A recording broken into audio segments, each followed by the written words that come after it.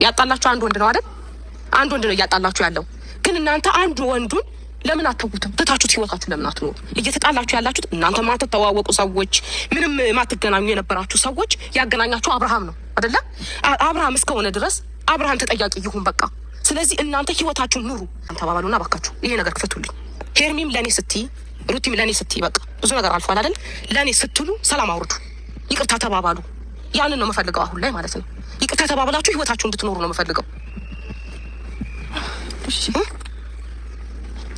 እሺ እኔ ለይቅርታ ምንም ችግር የለውም ማለት ምናልባት እስካሁን ሳላውቀው አጥፍቼ ወይም ደግሞ አስቀይሜሽ ወይም እኔ አላውቅም፣ ብቻ ህይወቴ ላይ አንቺ በጣም አስቀይምሽኛል፣ አስደብረሽኛል፣ ብዙ ነገሮች ህይወቴ ላይ ፈጥረሻል እና ተቀይሜሻለሁ ፒንክ ከሆነ እሺ እኔም ይቅርታ ጠይቃለሁ። በጣም ይቅርታ ሩታ። እሺ ያው እንግዲህ እኔም ይቅርታ ጠይቅሻለሁ ማለት እንድታዝኝም እንድትከፊም እንድታለቅሽም ምክንያት ከሆንኩኝ አንቺ ዛሬ ላይ እኔ ውስጥ መተሽ ምናምን እያልኩኝ ስሜትሽን ከጎዳሁት በጣም ይቅርታ ነው።